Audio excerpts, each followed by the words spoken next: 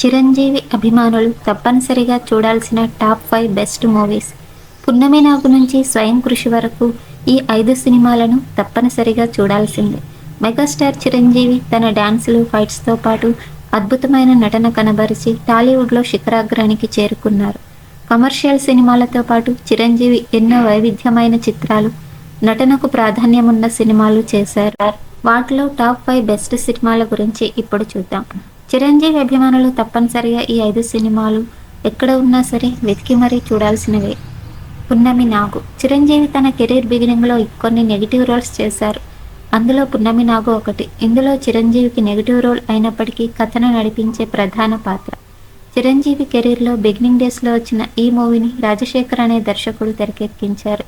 ఈ మూవీలో star heroine Keerthy Suresh తల్లి మేనకా చిరంజీవికి జోడీగా నటించడం విశేషం. ఈ సినిమా 1980లో విడుదలైంది.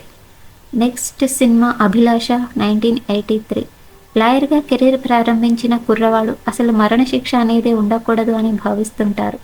మరణశిక్షను రద్దు చేయడం కోసం అతడు చేసే ప్రయత్నాలు, దానివల్ల అతడికి ఎదురయ్యే సమస్యల నేపథ్యంలో ఈ సినిమా తెరకెక్కింది.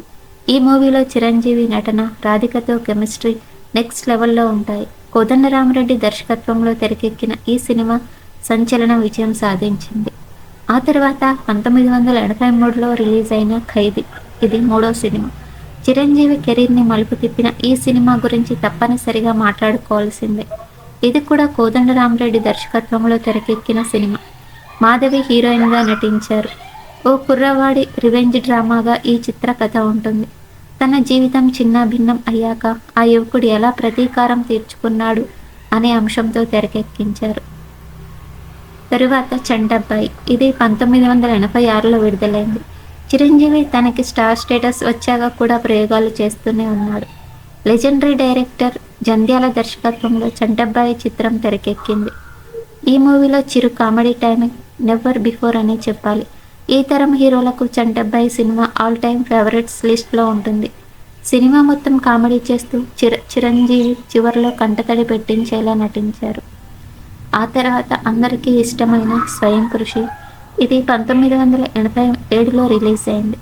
చిరంజీవి తన స్టేటస్ని పక్కన పెట్టి మరీ చేసిన సినిమాల్లో స్వయం కృషి కూడా ఒకటి. కళా తపస్వి కె విశ్వనాథ్ దర్శకత్వంలో తెరకెక్కిన ఈ సినిమాలో చిరంజీవి, విజయశాంతి జంటగా నటించారు.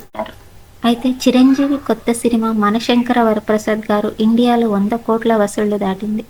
4 రోజుల్లోనే ఈ సినిమా చిరంజీవి కెరీర్లో 4 అత్యధిక వసూళ్లు సాధించిన సినిమాగా నిలిచింది. ఈ సినిమా బడ్జెట్ 200 కోట్లు. అనిల్ రావిపూడి దర్శకత్వంలో వచ్చిన ఈ సినిమా 4 రోజుల్లో 50% బడ్జెట్ రికవరీ చేసింది. ఈ వీడియో మీకు నచ్చినట్లయితే ప్లీజ్ లైక్ చేయండి, షేర్ చేయండి, సబ్స్క్రైబ్ చేయండి. Thank you for watching.